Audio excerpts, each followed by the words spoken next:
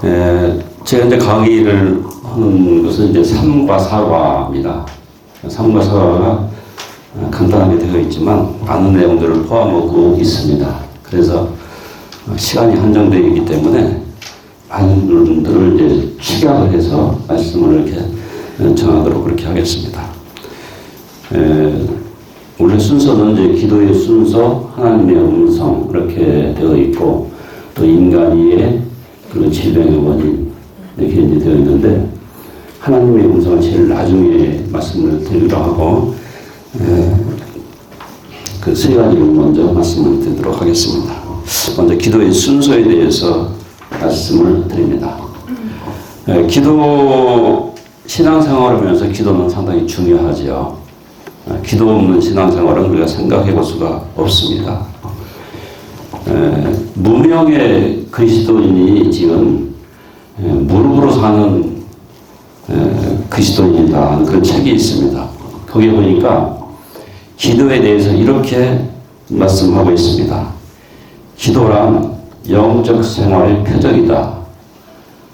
기도 없는 영혼에게서 영적인 삶을 기대하기보다는 죽은 자에 가서 차라리 생명을 기대하겠다. 신령함과 열매는 기도에 비례한다. 이렇게 그 책에 말을 하고 있습니다. 기도는 하나님의 명령이죠. 또 기도는 하나님이 응답하시겠다는 그런 약속이기도 합니다. 기도는 축복의 열쇠고 영적 전투이고 기도는 경건의 연습이고 신령한 훈련이고요. 기도는 성화의 길이기도 합니다. 그래서 기도하면 날마다 새로운 힘을 얻게 되고 또 성령 충만을 받고 불가능이 가능하게 되고 그리고 전도할 때, 선교할 때 능력을 얻게 되는 것입니다. 이런 기도가 이렇게 중요한데 이 기도를 어떻게 효과적으로 기도할 것이냐는 문제가 있습니다. 그래서 거기에 대두는 것이 바로 기도할 때 순서를 정해놓고 하는 그것이 이제 효과적인 기도를 할 수 있는 그런 길이라 생각을 합니다. 먼저 기도의 순서에서 제일 먼저 우리가 할 것은 하나님 아버지죠. 기도의 대상이 누구냐는 것은 상당히 중요하죠. 우리가 일원성신에 기도할 수도 있고 부처의 기도에 기도할 수 있는데 우리가 기도하는 것은 하나님 아버지께 기도를 드리는 것이죠. 그런데 이 하나님 아버지에 대한 인식을 우리가 새롭게 하면서 기도를 시작해야 되는데 아브라함은 하나님에 대해서 천지의 주제시요 지극히 높으신 하나님 여호와께 이렇게 하나님을 인식을 한 것을 볼 수 있습니다. 웨스트민스터 소요리 문답에서 하나님에 대한 정의를 하는데 이렇게 정의를 하죠. 하나님은 영이신데 그 존재와 지혜와 그리고 능력과 거룩함과 위로함과 선함과 진리에 있어서 무한하고 영원하고 불변하시다. 그렇게 하나님을 정의를 하고 있습니다. 그런데 우리들은 이미 예수를 영접한 사람입니다. 영접하는 자, 곧 그 이름을 믿는 자들에게는 하나님의 자녀가 되는 권세를 주셨으니 우리는 이미 하나님의 자녀가 되었죠. 하나님의 자녀가 아버지 되신 하나님께 기도할 때 분명히 응답해 주실 줄로 믿습니다. 두 번째는 이제 찬양과 감사인데 찬양은 훌륭함을 드러내는 것이죠. 그래서 하나님은 이 찬양받고 감사받고 이런 것들을 아주 매우 좋아하세요. 우리 인간을 창조할 때도 그렇게 하셨습니다. 이사야서 43년 7절 말씀 보면 내 이름으로 불려지는 모든 자 곧 내가 내 영광을 위하여 창조한 자를 오게 하라. 그를 내가 지었고 그를 내가 만들었느니라. 인간 창조의 목적 자체가 하나님의 영광에 좀 드리는 거기에 목적이 있다는 것이죠. 그리고 우리가 감사 찬양할 것이 무엇입니까? 우리가 구원받은 것, 그리고 좋은 은사를 받은 것, 좋은 선물 받은 것, 기도 응답 받은 것, 때를 따라 덮는 은혜를 받은 것, 우리가 수없이 많죠. 이 모든 것들을 주님 앞에 찬양과 감사를 드릴 줄로 믿습니다. 세 번째는 회개입니다. 회개는 먹장구름과 같아서 먹장구름은 이제 햇빛을 가리게 되죠. 그런데 이 죄는 하나님의 은혜를 가로막습니다. 그런데 안타깝게도 회개하는 기도를 요즘에는 많이 드리지 않는 것이 안타깝기도 합니다. 어쨌든 이 회개를 해야 되고요. 그 다음에 이제 도구와 간구인데, 먼저 이 도구는 인터세션, 그래서 하나님과 사람 사이에서 내가 들어가서 하나님께 그 다른 사람을 위해서 기도하는 것. 이게 이제 도구인데, 다른 말로 하면 중보기도죠. 예수님은 중보기도를 우리에게 가르쳐 주셨어요. 주기도문을 가르치셨고, 또 비유를 통해서 가르쳐 주셨습니다.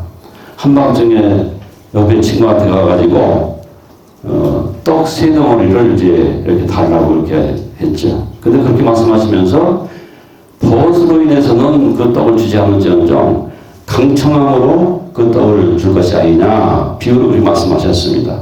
여기서 강청함이라는 것은 바로 중보기도를 말씀하시는 것입니다. 또 예수님은 이제 그렇게 중보기도를 가르쳐 주시기도 하고 실제로 또 기도를 중보기도를 하셨죠.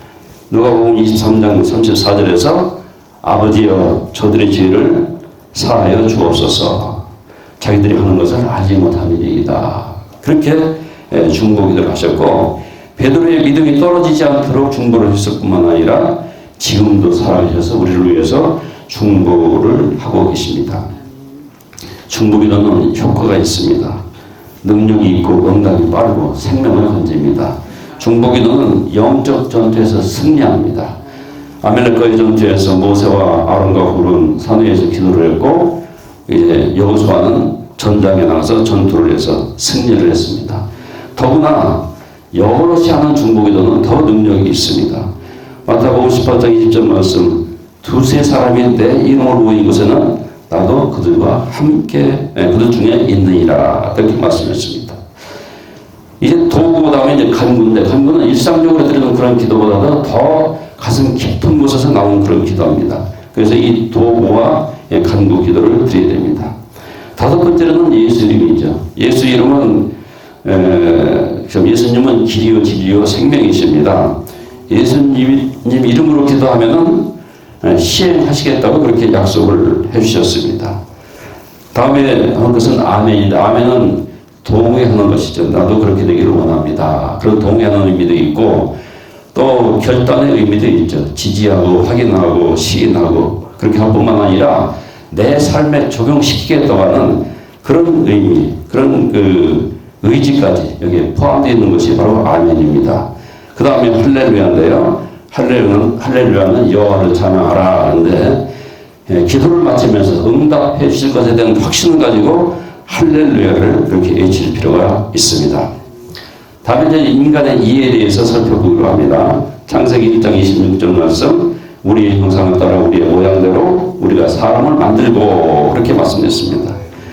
인간은 독특하게 지으셨죠. 성부, 성자, 성령, 삼위 하나님이 삼위하셔서 이렇게 하나님의 형상들을 지으셨는데, 도덕적으로 그 진실성 있는 인격자로 창조하셨고, 자유의지를 가진 그런 행위자를 창조하셨고, 영적 존재로, 그리고 하나님의 대화를 할 수 있는 그런 존재로 이렇게 인간을 독특하게 창조하셨습니다.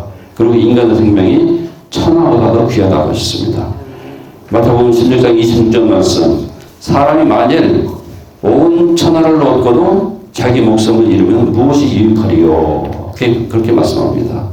우주 만물을 지으신 예수님이 한 생명을 위해서 당신의 목숨을 버리시기까지 하셨습니다. 그렇기 때문에 천하보다도 더 귀한 생명이고, 또 우주 만물을 인간을 위해서 창조하셨습니다.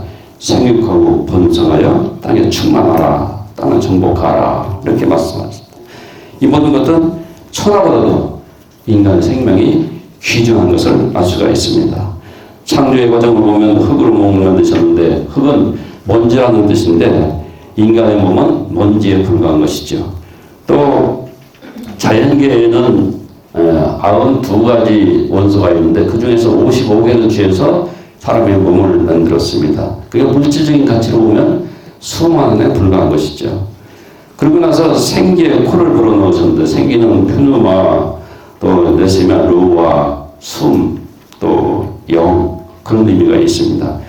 그 흙으로 만든 몸에 이 생기를 집어넣으니까 사람이 생명이 되어있는데 살아있는 존재, 또 살아있는 영혼, 이런 의미가 있습니다.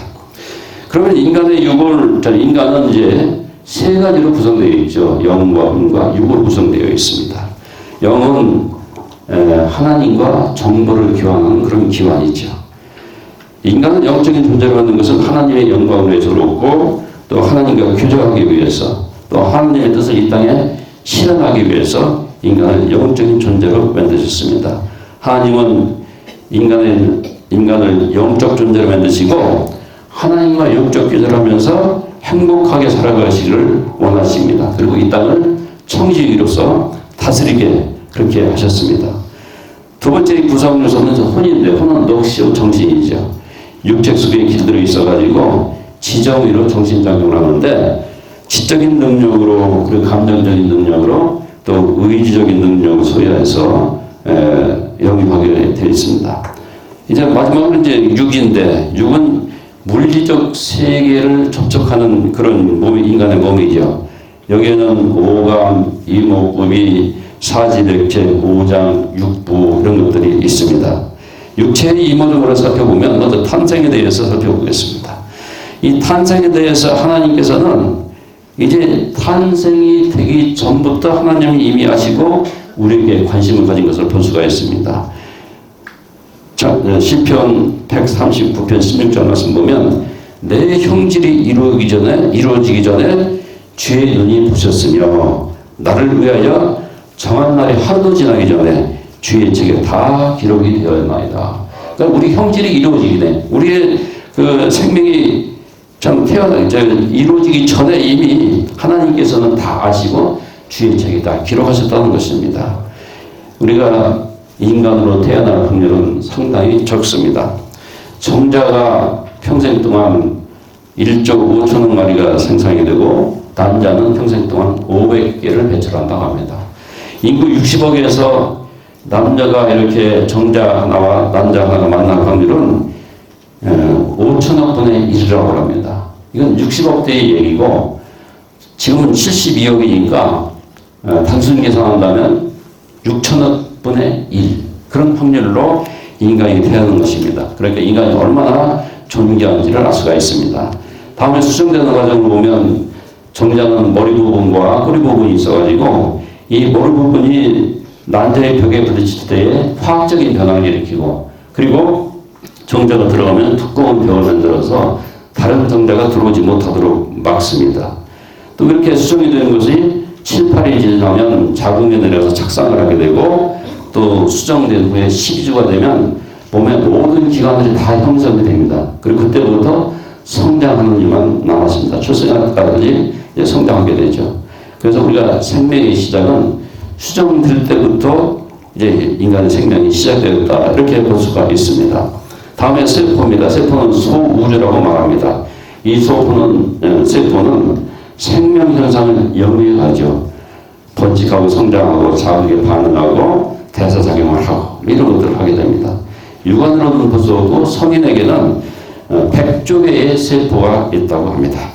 또 생체 문제를 살펴보면 세포로 구성되어 있고 그 중에서 물이 70%고 그 다음에 탄소, 질소, 산소, 수소로 이렇게 구성되어 있습니다.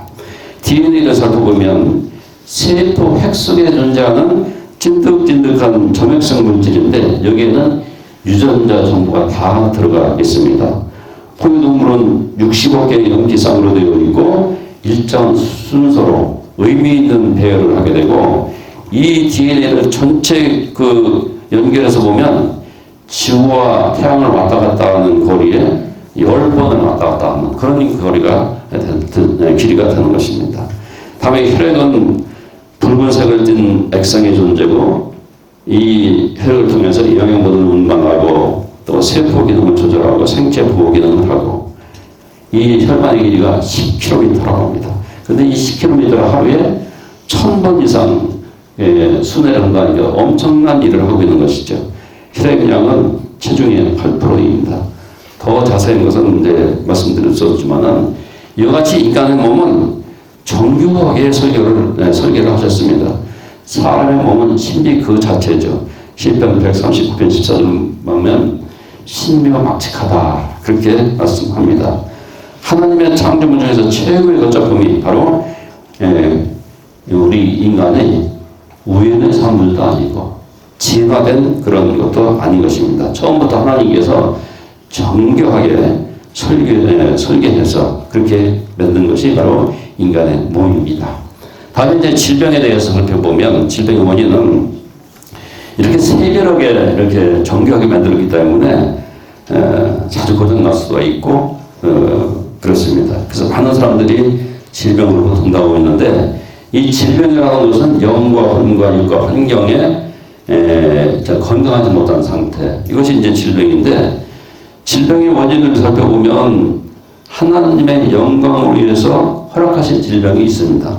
그래서 하나님의 그 영광을 위해서 허락하셨다고 하는 것은 질병이 하나님의 영광이 되었다는 의미가 아니라 바로 고침받는 것이 하나님의 영광이다. 그런 의미가 되는 것이죠. 결단코 하나님은 인간에게 병을 주지 않습니다. 병 주고 약 주고 그러지 않습니다. 그래서 이 질병을 허락했다는 의미는 하나님이 질병에 걸리지 않도록 보호막을 설치해두고 있는데 그 보호막을 걷었다는 그런 의미가 되는 것입니다.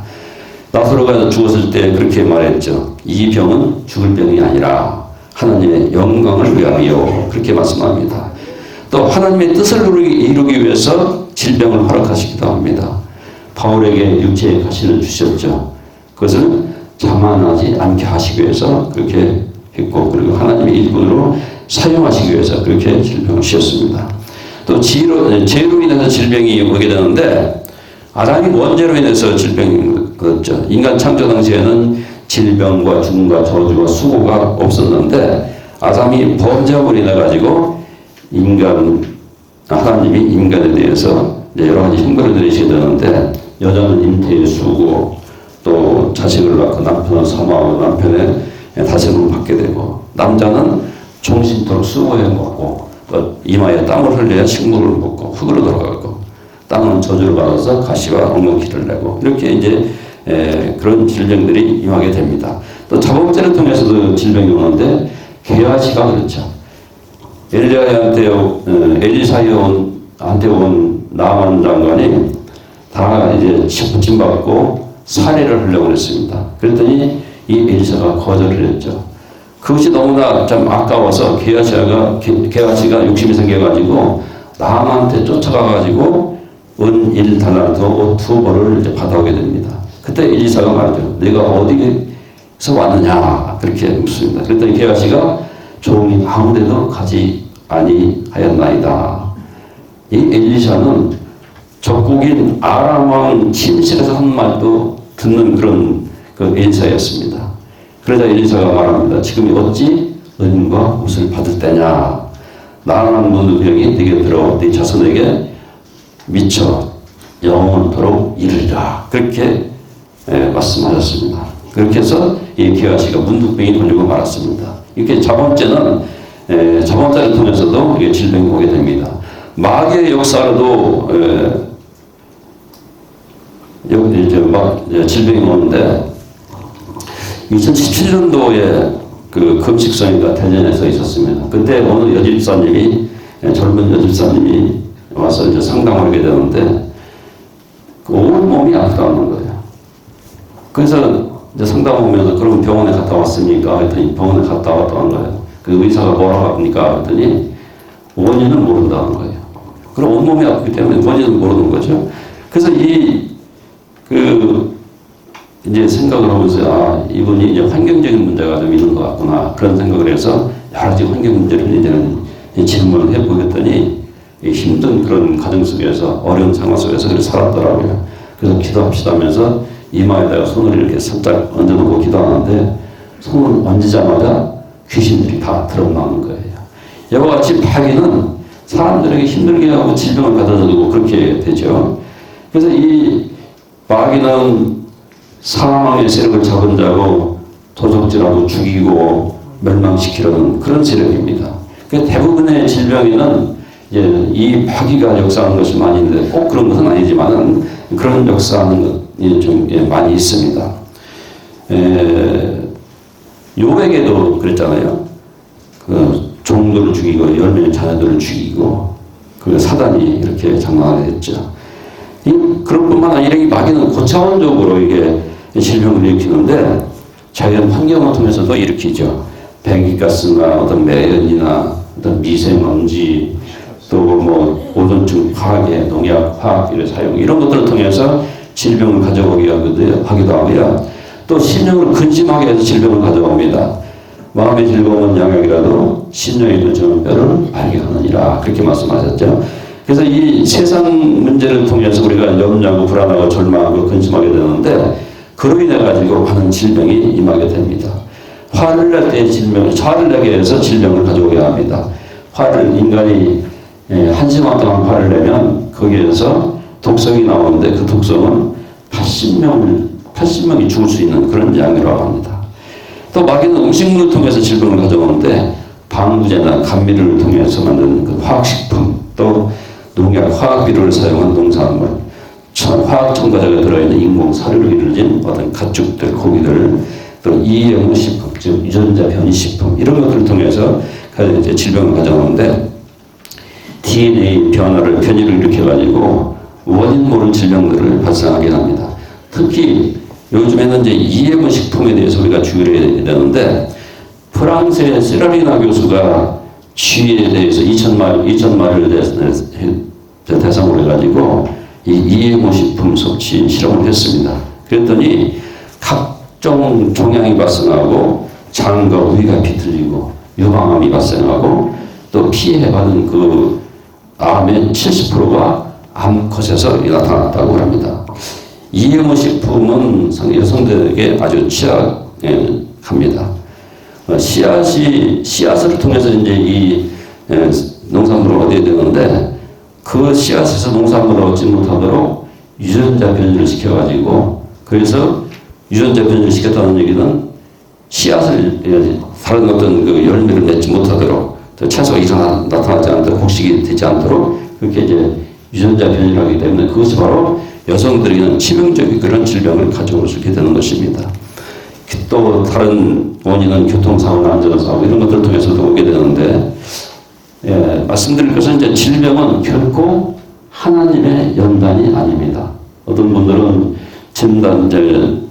질병이 하나님이 나를 연단시키기 위해서 나를 훈련시키기 위해서 그걸 주신다 그러는데 결코 질병은 하나님의 연단이 아닙니다. 그러므로 끝까지 질병과 싸워서 이겨야 될 줄로 믿습니다. 하나님의 음성에 대해서 말씀을 드립니다. 어떤 사람이 이제 좀 오랜 준비 끝에 한 달 동안 크루즈 여행을 떠나게 됐습니다. 근데 너무 서두르다 보니까 지갑을 놓고서 갔어요. 이 사람이 걱정을 하게 됩니다. 돈을 안 가져왔는데 어떻게 내가 먹고 살지 걱정을 하게 됩니다. 그래서 가방을 뒤져보니까 건빵 한 봉지가 있어가지고 너무나 반가웠습니다. 그것을 여러분이 나눠가지고 물하고 이렇게 먹고 있었는데 그거 이제 한계가 있는 것이죠. 견디다 못해가지고 선장한테 찾아가가지고 말했습니다. 무슨 일이든지 시키면 주세요. 내가 돌아가서는 나중에 다 갖겠습니다.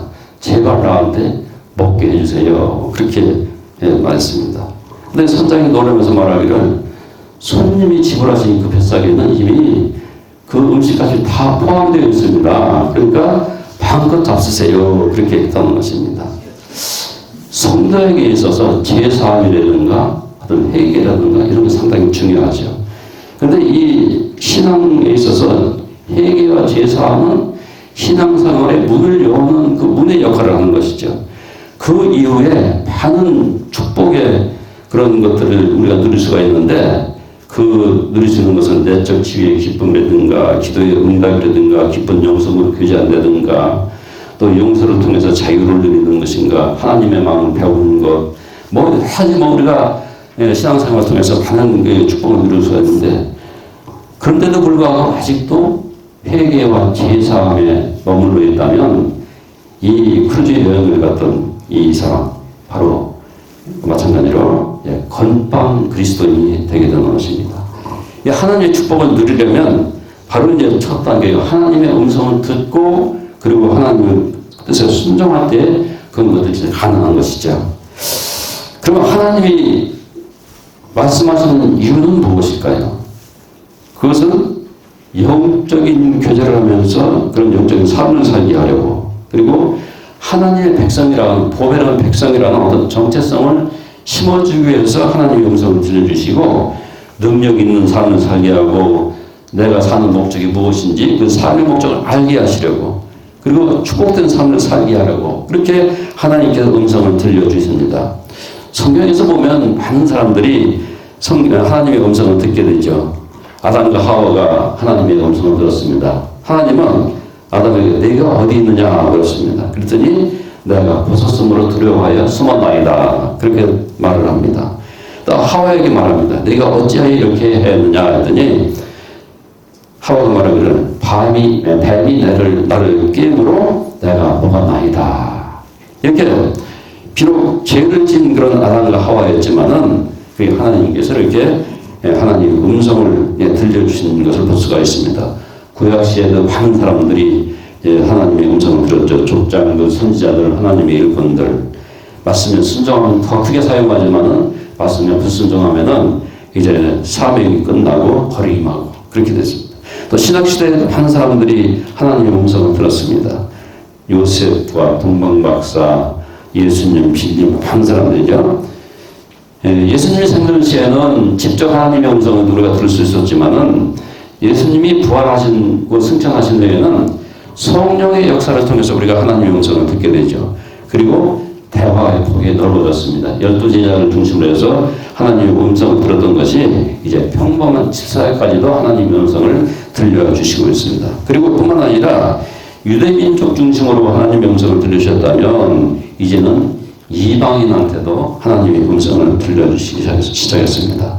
그렇다면 하나님의 음성을 듣기 위한 조건들이 무엇이 있는가? 첫 번째는 장애물을 제거를 해야 됩니다. 장애물에는 우리 교재에 나와 있는 것처럼 육신의 생각, 특정이 되는 좋지 못한 감정들, 무뎌진 양심들 여러 가지가 있는데 이런 것들을 예수의 보혈로 씻어내고 그리고 내려놓고 비우고 성령으로 채워야만이 이제 하나님의 음성을 들을 수가 있습니다. 장애물에 대해서 몇 가지를 살펴보려고 합니다. 두려움이 장애가 되는 것이죠. 하나님이 주시는 마음은 이제 두려워하는 마음이 아니죠. 능력과 사랑과 건진하는 마음을 하나님이 주십니다. 두려워하는 것은 죄 때문에 그렇습니다. 출애굽을 해가지고 시내산에 이르렀을 때 하나님의 권능이 나타났습니다. 우레가 말하고 번개가 치고 나팔 소리가 들리고 연기가 자욱하고 그랬더니 이스라엘 백성들이 벌벌 떨면서 모세에게 말하죠. 이제 쉽게 말한다면 당신 하나님한테 가서 하나님의 음성을 듣고 그것을 우리한테 전해달라. 우리가 죄 때문에 죽을까 하노라. 그렇게 합니다. 그래서 이 죄는 두려움을 주기 때문에 하나님의 음성을 듣는 것을 방해가 됩니다. 다음에 불신앙입니다. 불신앙은 하나님의 음성을 듣지 못하게 합니다. 제자들은 베드로의 추락을 위해서 열심히 기도했습니다. 그랬더니 한 하인이 밖에 나가다 들어오면서 베드로가 추락을 해서 문간에 와 있다 얘기합니다. 그래서 제자들이 말하기를 내가 미쳤다 그렇게 얘기했죠. 불신앙은 하나님의 음성을 들을 수가 없습니다. 또 자기 의지입니다. 자기 의지를 내려놓고 자기 자신을 포기하고 고정관념을 다 내려놓아야 하나님의 음성을 들을 수가 있습니다. 교만과 강박한 마음이 하나님의 음성을 들을 수가 없습니다. 시편 25편 9절 말씀 보면 온유한 자를 공의로 지도하시며 온유한 자에게 그 도를 가르치시리라 그렇게 말합니다. 모세가 하나님과 대면에서 하는 그 대화를 나눴습니다. 그가 이렇게 대화할 수 있었던 것은 온유한 마음이 있었기 때문에 그렇습니다. 민수기 12장 3절 말씀 보면 이 사람 모세는 온유함이 지면은 모든 사람보다 승하더라 그렇게 말씀합니다. 다음에 불순종입니다. 하나님은 주인으로 인정할 때 순종할 수가 있는 것이죠. 가라면 가고 서라면 서고 습관적으로 하나님의 음성을 무시한다면 하나님의 음성을 듣지 못합니다. 그때부터는 내 생각이 들어오고 마귀의 생각이 들어오고 불신자의 말이 들어오게 됩니다. 부정직이죠. 부정직은 하나님의 음성을 이제 가리는데 예수님이 성경에서 말씀을 전할 때에 서기관과 장로들과 대제사장이 그렇게 말했죠. 당신이 무슨 권세로 이런 일을 하는지 이 권세를 준 이가 누군지 말하라 그렇게 말합니다. 진리를 알고 싶어서 그런 것이 아니라 책 잡으려고 그렇게 했죠. 그때 예수님께서 간파하시고 요한의 세례가 하늘로 서냐 사람에게로 서냐 그렇게 질문합니다. 그랬더니 그들이 대답을 하지 않고 어디로 서인지 알지 못하나이다 그렇게 말합니다. 예수님도 말씀합니다. 나도 너희에게 이르지 아니하리라. 이 부정직한 마음에는 하나님의 음성을 들려주시지 않습니다. 다음에 원수 맺는 것인데 사람과의 사이에서 원수 맺는 것을 풀어야만이 하나님의 음성을 들을 수가 있습니다. 이제 마태복음 18장 18절 말씀을 보면 무엇이든지 너희가 땅에서 매면 하늘에서 맬 것이요 무엇이든지 땅에서 풀면 하늘에서도 풀리리라 그렇게 말씀합니다. 또 부정적인 말인데요. 이게 이제 가나안 정탐을 하고 들어가서 10명의 정탐꾼은 부정적으로 보고하죠. 능히 올라가서 그 백성을 치지 못하리라. 이것은 사실대로 보고한 것이지만 부정적인 보고였습니다. 그러나 여호수아의 관립은 믿음의 보고, 또 긍정적인 보고를 했습니다. 여호와께서 그 땅을 우리에게 주시리라 그랬습니다. 여호수아의 갈렙의 말대로 그렇게 됐죠. 제가 그 교회에서 2006년도에 박태희 목사님이 오셔서 부흥회를 했습니다. 근데 이 부흥회를 한 거니 이튿날에 그렇게 말씀하시는 거예요. 대전에 갑천이 있는데 갑천과 우리 교회 한 사람 교회인데 한 사람 교회 간에 무지개가 떴다. 그래서 막 이 교회는 축복을 받고 그때 우리가 교회 이전을 이제 얘기하고 있을 테니까 그 교회 이전을 대전에 있는 대전중앙관리교회 큰 교회에 이전하게 될 것이다. 그랬습니다. 그래서 막 사람들이 막 너무나 좋아가지고 막 방방 뛰고 막 그냥 난리가 났었죠. 그런 부흥회가 끝난 다음에 한 달 후에 또 박태희 목사님이 다른 교회에서 부흥회를 또 하더라고요. 그래서 제가 거기에 이제 어떤 일을 참석하게 됐는데, 근데 거기서 목사님이 얘기하기를, 어쩌면 내가 꿈을 꿨는데 갑천에서 이 교회까지 무적이 떴다. 뭐 그렇게 얘기해 주는 거예요. 이 교회는 축복을 받을 것이다. 그렇게 얘기하는 거예요. 그 얘기 듣고 제가 얼마나 실망했는지, 아니, 부흥사관광에 돌아다니면서 맨날 거짓말만 하고, 그거를 이렇게 선포하고 막 그렇게 거짓말을, 실망을 했죠. 그런데요, 그 말씀, 그 믿음의 말씀이 정확히 9년 후에 이루어졌습니다. 그것도 그냥 된 것이 아니라 중간에 한 달을 거쳐서 이렇게 우리가 가지고 있던 것은 7, 8억밖에 마련할 수가 없었는데 그 들어가는 것은 45억이 들어가야 되기 때문에 도저히 감당이 안 됐었죠. 그래서 중간에 한 단계를 더 두어서 9년 만에 그 교회를 가게 됐습니다. 이렇게 이 부정적인 말이 아니라 긍정적인 말을 할 때 우리가 하나님의 음성을 들을 수가 있는 것이죠. 근데 상황이 안 좋을 때에 우리는 침묵을 해야 됩니다. 해당단 야이로가 그랬잖아요. 해당단 야이로가 자기 딸을 고치기 위해서 예수님한테 고쳤다고 했을 때에 중간에 혈루증 앓는 여인이 와가지고 옷을 또 자르가지고 고침을 받았죠. 이 야이로의 마음은 일각이 여상수인데 이 혈루증 여인이 예수님을 받고 계셨기 때문에 그 마음이 상당히 급했고 그 마음에 불평이 있었을 것입니다. 아니나 다를까 그 다음에 집에서 사람이 와가지고 당신의 딸이 죽었는데 예수님은 더 귀찮게 하지 말아라. 그렇게 이제 얘기를 했습니다. 그럼에도 불구하고 야이로는 불평하지 않았습니다. 예수님에 대해 불평하지 않고 그 혈루증 앓는 여인에게도 불평하지 않고 그때 예수님 말씀합니다. 두려워 말고 믿기만 하라. 그러면 즉시 딸이 살렸습니다. 여러분 우리가 부정적인 말을 많이 하게 되죠. 여러분 입에다가 손을 이렇게 대보시기 바랍니다. 이렇게 주석 한번 딱 쳐보세요. 어때요? 여러분 주둥아리. 부정적인 말을 나올 때쯤 되면 입으로 탁 쳐서 그 부정적인 말을 거두시기 바랍니다. 다음에 사단입니다. 사단은 속이는 데 등하죠. 베드로가 그 예수님의 말씀을 들었죠. 예수님이 돌아가시고 부활한다 하는 그런 말씀 들었을 때 결코 그런 일이 주님한테 이르지 않을 것이다. 그렇게 얘기를 했죠. 근데 사실은 이 말은 베드로가 자기 생각대로 한 것 같지만 그 마음에 사단 생각을 집어넣어가지고 베드로를 하여금 그것이 베드로의 생각으로 생각하도록 자기 말로 생각하도록 그렇게 이제 속인 것이죠. 이와 같이 사단은 이제 속이는 아주 명수입니다. 그래서 이 사단은 우리가 조심을 해야 되죠.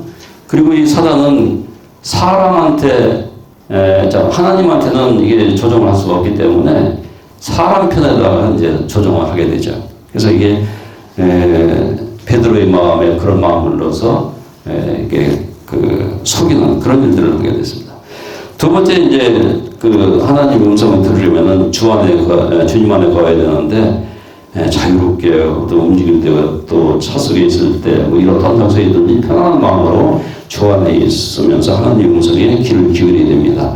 세 번째는 집중해서 삼아야 됩니다. 소원을 말하고 하나님에 대해서 말씀이 떨어질 때까지 우리가 기도해야 되고요.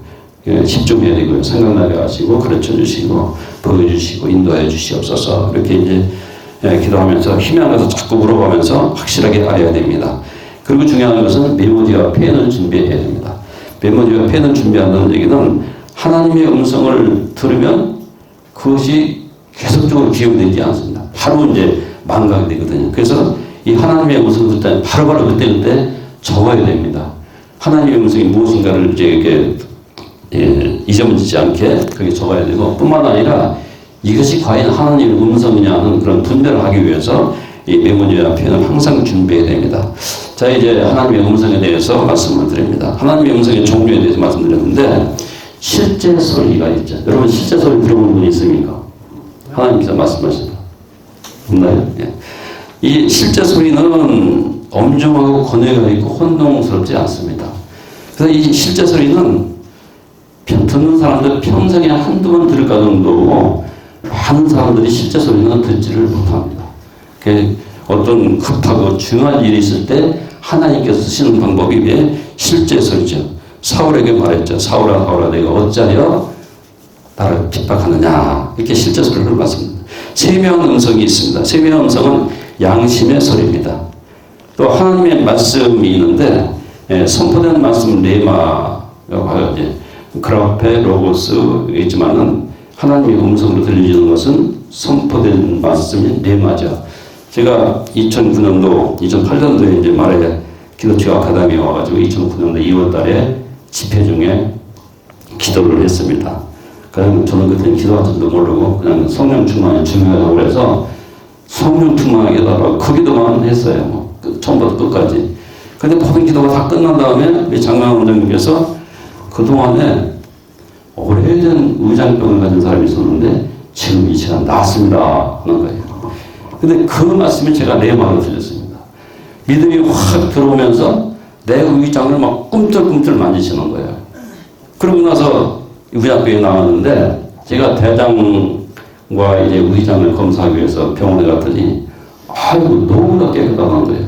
저는 그동안에 30년 동안 의장병을 앓고 있었습니다. 제가 폐결핵을 앓았기 때문에 그 당시에 6개월 동안밖에 의료보험이 안 됐었습니다. 그래서 6개월 지난 다음부터는 의사 처방 없이 약을 너무 과다복용을 그래서 그런 질병이 이제 의장병이 왔는데 그 질병이 레마 말씀을 통해서 이제 치유가 됐습니다. 또 성령의 역사를 통해서 하나님의 음성을 들었는데 은사를 주셨어. 역사를 일으키는 은사, 고린도서 10장 8절의 말씀에 나오는 그런 은사를 통해서 말씀해 주시고요. 또 생각을 나게 하셔서 이렇게 하나님이 이제 말씀을 해주십니다. 제가 이제 아까 우리가 성전을 옮기는 그런 일들을 중간에 거쳐서 이제 이렇게 옮겼다고 그랬는데 중간 교회에서 목사님이 그때까지는 이제 박태희 목사님이 하셨던 그 말씀은 난 거짓말을 듣고서 있었는데 목사님이 거기로 이사 가자는 거예요. 그때 제 마음에 확 들어오는 생각이 목사님은 여기서 목회가 끝이구나. 너무나 엄청난 말을 제 생각으로 주시는 거예요. 그래서 이 얘기를 누구한테 얘기할 수도 없고 그래서 막 속으로 참 답답해가고 이제 있었는데 근데 그 교회로 마지막 교회로 옮기고 나서 4년 만에 뇌출혈로 쓰러지셔가지고 목회가 끝나시더라고요. 그래서 이런 것 보면 상당히 두렵기도 해요. 하나님의 음성이 들려주시긴 하지만 그렇게 상황도 이루어지는 거 보면 두렵기도 해요. 그러면 왜 나한테 그것을 알려주셨을까? 그런 생각이 또 드는 거예요. 그래서 저도 아무 대처를 못했었거든요. 지금 와서 생각해보면 교회가 이전되는 과정에서 목회자님이 바뀌는 과정 속에서 교회를 잠잠하게 하는 그런 의도로 저에게 알려주신 것이 아닌가 그런 생각이 듭니다. 저는 이제 수석장로로 있었기 때문에 그런 역할을 제가 했어야 됐었습니다. 다음에 이제 성령께서 불타는 소원을 주시기도 하고요. 또 환상을 주시기도 하죠. 고넬료 가정을 이렇게 구원하실 때에도 환상을 주셔서 고넬료에게도 환상을 주시고 베드로에게도 환상을 주시고 그랬습니다. 또 성령께서 평안을 주시죠. 우리가 홀리 다운될 때 제일 우리가 오는 것이 평안이죠. 아무리 세상 일로 바쁘고 불안하고 어렵고 두렵고 할지라도 성령께서 우리에게 임하시면 이 평안이 우리에게 임하게 됩니다. 또 계속적인 주변에 있는 사람의 권고를 우리가 드려야 됩니다. 주의 종과 또 기도 많이 하는 사람들의 권고를 들으면 그것이 하나님의 음성일 수가 많습니다. 또 환경적으로 이끄시죠. 하나님이 원하시는 그런 삶을 사도록 애월길로, 애길로 이렇게 이끌어가는 그런 것을 우리가 많이 느끼게 되죠. 그래서 내가 원하는 것이 아닌데 하나님께서 그걸로 가도록 이렇게 만드시는 그것은 바로 이제 환경적으로 이끄셔가지고 이렇게 하나님이 그 뜻을 이루어 나가는 걸 볼 수 있습니다. 다음에 꿈입니다. 꿈은 사람이 길을 여시고 인치듯이 기원하신다고 욥기서 33장 15절 16절 말씀에서 하고 있습니다. 꿈은 하나님의 부르심을 들을 수 있는 탐사되지 않은 아직도 우리가 모르는 그런 가장 큰 자원입니다. 그래서 우리가 꿈을 꿀 때 뭐 세상적인 꿈 말고 영적인 꿈을 꿀 때에 우리가 소홀히 하지 말고 그 꿈은 잘 우리가 하나님의 음성인지 잘 분별해야 될 줄 믿습니다. 천사를 통해서도 주시죠. 하나님의 음성을 들려주시는데 부리는 영으로서 우리가 메신저를 통해서 하나님의 음성을 듣게 됩니다. 또 자연을 통해 주시는데 뭐 무지개, 낙엽, 새싹, 목장구름 뭐 많은 것들 통해서 알려주시고요. 또 성령께서 우리를 촉구하시는 것이 있습니다. 어떤 일을 하도록 우리의 영을 콕 찌르는 그런 콕 찔러서 그 일을 하게 하는 그런 것도 있고요. 또 어떤 것을 제지하고 못하게 하는 그런 것들도 있죠. 또 직관을 통해서도 그냥 알게 하시는 것 그런 것 통해서도 이제 우리가 하나님의 음성을 들을 수 있는데 성령으로 충만한 사람이 이것을 잘 들을 수가 있습니다. 또 제비 돕기도 하나님의 음성일 수 있고요. 또 우리가 성경을 읽을 때 꿈틀꿈틀 막 글씨가 막 이렇게 움직이는 그런 모습을 볼 수 있죠. 그 하나님의 음성입니다. 또 툭 튀어나와서 크루저가 되는 그런 경우도 있는데 그때 그것도 하나님의 음성입니다. 그때 하나님의 음성을 잘 들을 수 있습니다. 또 찬양 가사 속에서도 우리가 하나님의 음성을 들을 수 있고 또 평상시에는 그냥 무심코 지나가던 성경 말씀 교회에 있는 성경 기자들이 다 써있는 경우가 많잖아요. 근데 어느 순간에 그 말씀을 보면서 이렇게 깊은 감동을 주는 그런 경우가 있죠. 그것이 하나님의 음성입니다. 그리고 이렇게 보면 뭐 이제 여러 가지가 있는데 하나님의 음성은 제한적이질 않죠. 어떤 도구 사용하는데 제한이 없어요. 무엇으로도 다 하나님의 음성을 들려줄 수가 있습니다. 마태복음 3장 9절 말씀 돌들로도 아브라함의 자손이 되게 하신다고 하셨잖아요. 그러니까 하나님의 음성은 우리가 영적으로 민감을 해서 이제 그 하나님의 음성을 우리가 들을 수 있는 그런 여러분들이 다 되시기를 바랍니다. 자, 그렇다면 하나님의 음성을 들으면 우리가 실천해야 되죠. 이제 하나님의 음성인지를 우리가 이제 점검을 먼저 해야 되는데 내적인 증거가 있는지 평안과 기쁨과 소망과 강한 확신과 믿음과 이런 것들은 내적 증거가 있는지 또 객관적으로 증거가 있는지 또 성경 말씀과 맞는지 이런 것들을 우리가 살펴봐야 되는데 다음에 선교회가 그 예수님의 재림에 대해서 있을 때 성경 말씀과 배치되었었죠. 또 하나님의 성품과 일체에 대해 온유하시고 겸손하시고 인내하시고 진실하시고 배려하시고 또 섬기시고 뭐 이런 것들을 그런 성품과 일치하느냐. 예를 든다면은 이 11절을 떼어먹은 놈아 내 집안이 대대로 망한 것이다. 하나님은 절대로 이런 음성은 들려주지 않습니다. 하나님의 성품에 맞춰서 그렇게 들려주십니다. 또 하나님의 음성이 들은 경험과 맞는지 좋은 열매를 맺는지 또 그리스도의 몸의 공동체 안에서 확인을 받게 되는지 주의 종과 주변의 영성이 깊은 분들의 어떤 확인을 받게 되는지 또 들은 바대로 성취되었는가 이런 것들을 우리가 먼저 살펴봐야 되고요. 특히 우리가 더 살펴봐야 될 것은 내가 들은 음성이 하나님의 음성이냐 마귀의 음성이냐 아니면 내 생각이냐? 이거 구분을 해야 될 거 아닙니까?